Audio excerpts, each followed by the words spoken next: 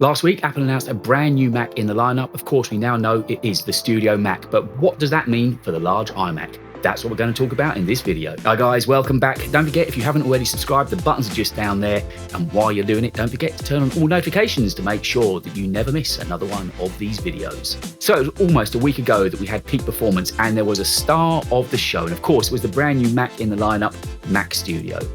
The first videos will be out towards the end of this week, and one thing we do know for sure when the guys get the review videos up is this thing is going to be quick. It's going to be frighteningly quick. What they've done to achieve this speed is basically take two M1 Max chips and bond them together, fuse them together. Normally, when you bond chips together, you do lose some of the speed. It's not a straight double up, but somehow with this new technique they've got called ultrafusion, they've literally doubled the speed of the M1 Max chip. So we know these things are going to be incredibly fast. But one thing I wanted to talk about was with the advent of this new Mac and other details that we heard at the event is what does this mean for the large iMac? You can see one behind me now. I've had it since 2015 and it's a brilliant machine. I know I'm not alone in enjoying using them, and it's been the driver that I get to every day, and I still enjoy using it now. The 5K Retina screen, the sheer size, everything about it I love. But what does that mean with the advent of this new Mac Studio for the future of the beloved iMac 27-inch? So the man responsible first for telling us about Mac Studio on the event last week was SVP, Senior Vice President of Hardware Engineering at Apple, and that's John Ternus. He kind of teased us, as many people have now picked up on, with the fact right at the end of his bit to camera, he said, we're almost done with the transition. There's just one more machine to go, and that is the Mac Pro.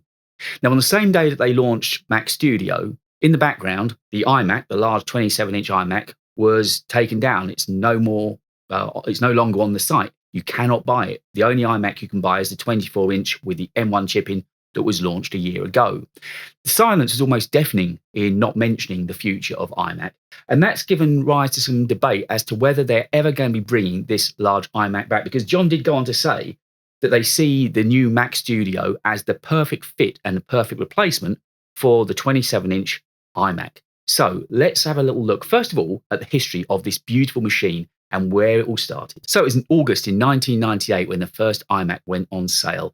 It was the brainchild of Steve Jobs. It was designed by Johnny Ive, and the idea behind it was to make a machine that was really simple to get online with. He thought customers just needed a machine that could get them onto the internet as quickly as possible. Of course, it was the first of the range of products with the I prefix to it, the I standing for internet, and that is how the iMac was born.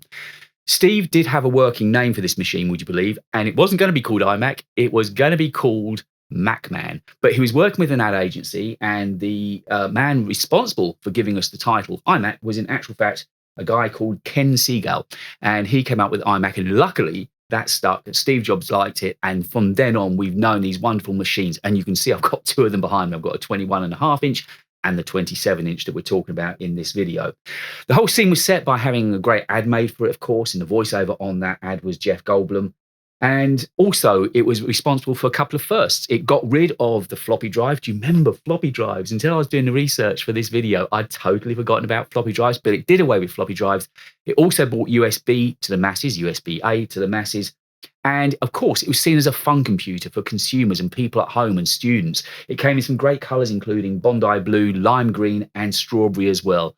So the iMac was born and made this flurry of colors and fun. Over the years, there have been some iconic designs of iMac, and it was in 2007 that this, probably the best known and best loved iMac, first came to light with the anodized aluminium body. It's got the chin, the big black bezels. It's the design we all love and know. Of course, early on, it was a much thicker design. Now it's this slim design we've had for the last good few years. Last year, Apple did show some love to the iMac range when they put the M1 chip inside of it, and again, harking back to the original iMacs, they gave them colors again. So iMac was seen as being fresh and alive and vibrant, and going for a whole new audience once again, where these have been quite serious machines. With the iMac 24-inch, with the lovely colors on the back of them, it was seen as the perfect kind of machine for students, for home use, kitchen use, and also in workplaces such as hotel receptions, maybe in hairdressers, where the back of the machine was facing clients. But once again, the iMac was seen as something like fun. So when Ternus said that there was only one Mac left to address to make sure the transition was complete, technically he was right. The only machine that's had no Apple silicon anywhere near it is the Mac Pro. Technically, he was right because, of course, iMac, the brand, the range, has had Apple Silicon in as far as it went into the 24-inch last year. So that means that the MacBook Airs have had it, the Mac Minis have had it, MacBook Pros have had it. Obviously, we know that the Mac Studio's got it. So the only Mac that hasn't had it is Mac Pro, and they're doing something with that later in the year. God only knows how fast that's going to be. So iMac has had the M series of chips inside of it. It's had Apple Silicon inside of it, but not the 27-inch. What is happening to the 27-inch? Now, there seems to be all sorts of stories and confusion out there at the moment. So let's try and get into that, shall we? Ross Young, who, as you know, is a screen analyst, rarely gets anything wrong. And if you look on Apple Track, his track record on there, I think, is still at 100%. It's impeccable. Now, he heard and thought there was a brand new 27-inch iMac coming along. But where the confusion could have come in was Ross gets his information from the supply chain. The supply chain was clearly showing that there was development of a 27-inch screen out there. I'm sure Ross thought that to be the brand new iMac because we didn't know about what is now the Studio Display. The Studio Display, of course, is exactly the screen lifted from the 27-inch iMac. It's the same resolution. It is exactly the same. So I'm sure the information Ross was getting from the supply chain led him to think there was a brand new iMac coming out. But of course, there hasn't been. Now, equally, 9to5Mac have said, no, they reported this week, absolutely not. There is no plans from Apple at the moment to reintroduce the large iMac. But it did say at the moment. Two other people that have got behind that story is Mark Bloomberg and also Kuo-Ming Shi. On Twitter, they have both said that they think at some point, although it's not imminent, it's no rush, and it's certainly not a priority because there's plenty of other Macs coming this year. But they think at some point there will be another, probably Pro range of iMac 27-inch with who knows what that will be in it at that stage. But quite possibly, the way that Apple are going to go around this is making the iMacs always purely consumer level now. We've got the colourful iMac 24-inch. I don't think these 27 inches will necessarily ever be colourful, but equally, what could happen is you might only see the basic M1 chips, M2 chips. You won't see any of these derivatives that we've had recently, the super powered, super fast derivatives, such as, of course, the Ultra chip that came out last week, the M1 Max Pro, or the M1 Max Mac. You know what I mean? So it seems that what they could do with iMac, even if they bring the 27-inch back, was it will always be aimed at consumer use and will never have the super fast chips in, because for the consumer level, you've got the MacBook Air, you've got Mac Mini, and then you've got iMac.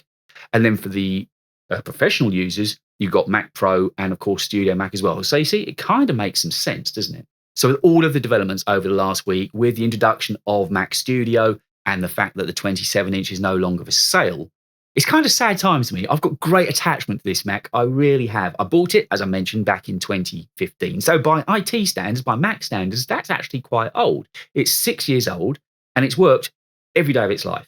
Oftentimes 12, 13 hours a day. I've sometimes been sitting there with clients by my side, having stressful meetings. We've gone through pandemics together.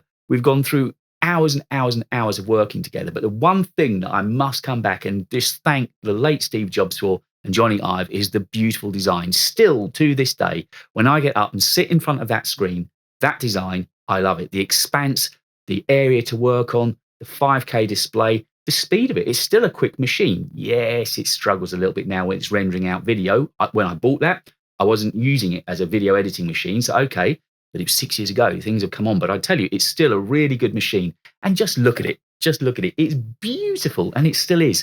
So if the 27-inch is to go, I'm going to be a sad man. Rest in peace, my dear 27-inch. You've been such a workhorse, and I love it. Now, if it does come back, it'd be interesting to see if it is in the guise that I've suggested, if it's only going to be for a consumer use. It's going to be a lower level iMac.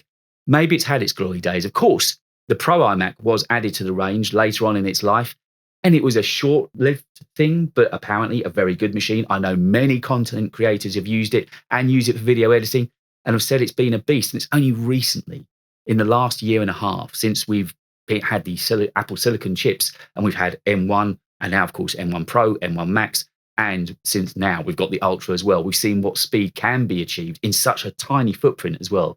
But these Macs, they were ahead of their time. Apple have always been kings and masters of that. And with this, they didn't disappoint. So iMac, thank you for everything. So let me know in the comments your stories about iMac. Do you still run a 27-inch iMac? What have you got? How well spec'd up is it? And how well has it served you? Have you got one of the M1 24-inch iMacs. I'd love to know what they're like to use as well. All of us, I'm sure, in some way or another, have had an iMac that's come into our life. It was the first of the desktop machines from Mac that made such a difference. It stormed into everyone's homes and workplaces and became recognizable as Mac, with that chin, the bezels, the logo at the bottom, the anodized aluminium. It was just Mac all over. So I'd love to know your stories about what iMac has meant to you. Don't forget, get subscribed. I've got loads more content coming up. But until next time, thanks for watching, and I'll see you soon.